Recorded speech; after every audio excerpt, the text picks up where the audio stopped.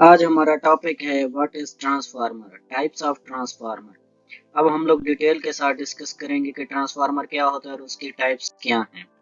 तो what is transformer?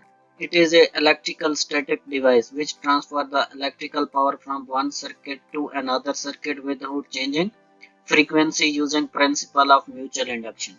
Means के ये एक स्टैटिक डिवाइस है। मीन्स के ये मूवमेंट करने वाली मूवेबल डिवाइस नहीं है, जैसे मोटर की तरह ना। मोटर भी म्यूचुअल इंडक्शन के ऊपर काम करती है और ये ट्रांसफार्मर भी म्यूचुअल इंडक्शन पे काम करता है।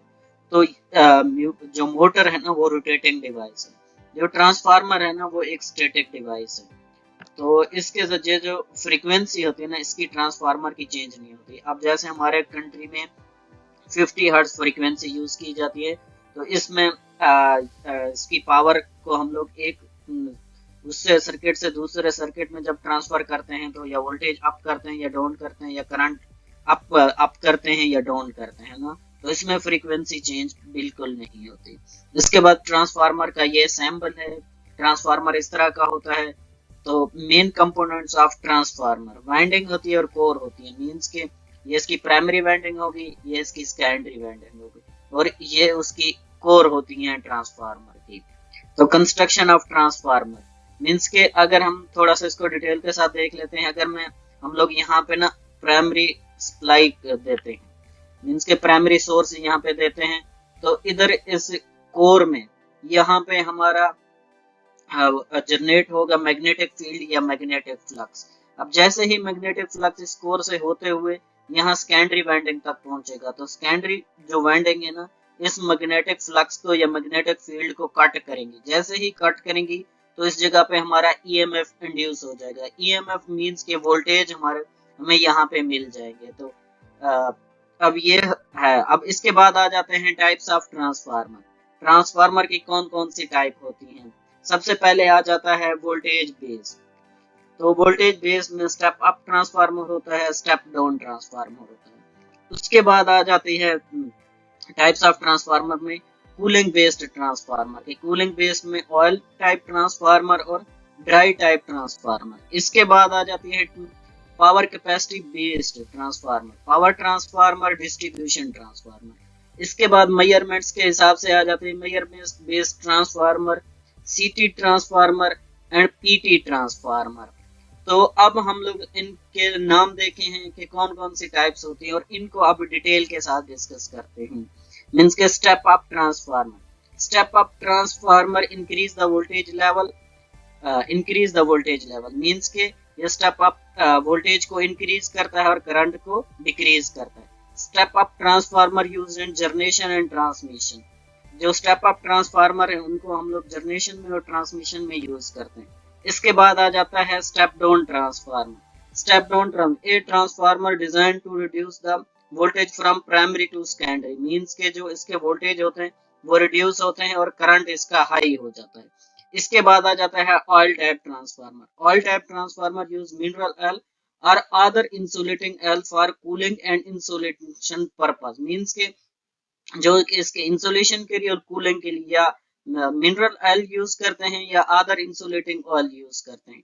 और ये जो कॉमनली यूज किया जाता है यूटिलिटीज एप्लीकेशन में, इंडस्ट्रियल सेटिंग में, where high power levels required. Means के जहां पे बहुत हाई वोल्टेज रिक्वायर्ड होते हैं, long term reliability are required. Means के जैसे 24 आवर्स के लिए या कंटिन्यूअसली हमारी पावर जनरेट होती रहती है ना, वहां पे हम लोग ऑयल टाइप ट्रांसफार्मर। इसके बाद आ जाते हैं dry type transformer. Dry type transformer use solid insulation material instead of liquid dielectric for cooling.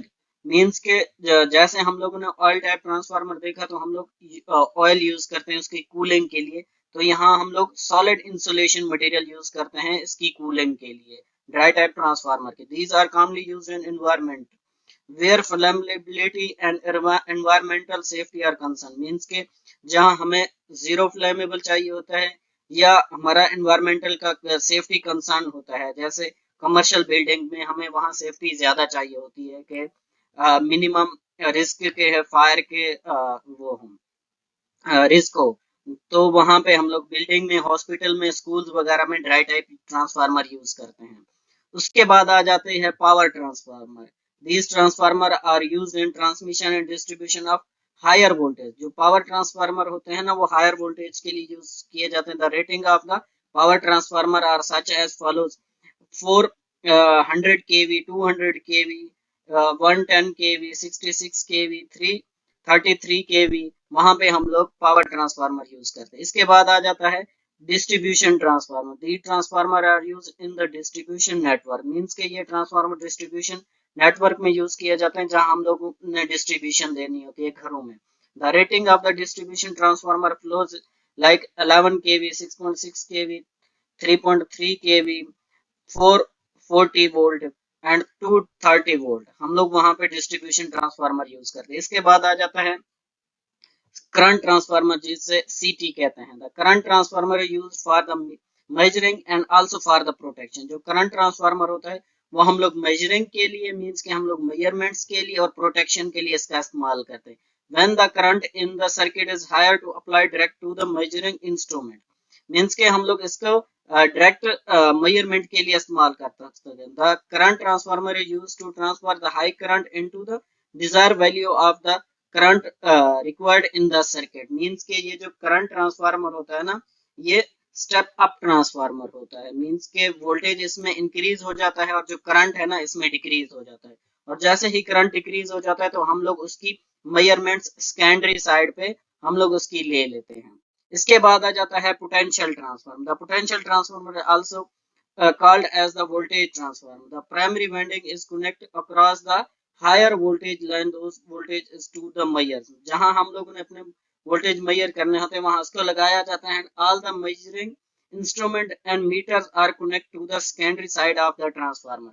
जो हम लोगों ने अपने जो इसकी होती है मीन्स के एचवी साइड होती है ना वो हम लोग प्राइमरी साइड पे कनेक्ट कर देते हैं. जो इसकी दूसरी सेकेंडरी साइड होती है ना वहाँ सेकेंडरी साइड पे हम लोग अपना इंस्ट्रूमेंट लाइक मीटर कनेक्ट कर लेते हैं जिसे हम लोग वोल्ट मीटर कहते हैं. तो वहां से हम लोग अपने वोल्टेज मेजर कर लेते हैं. उम्मीद करता हूँ ये वीडियो आपके लिए हेल्पफुल रही होगी. ऐसी अच्छी अच्छी वीडियो के लिए मेरे चैनल को लाइक और सब्सक्राइब कर दें.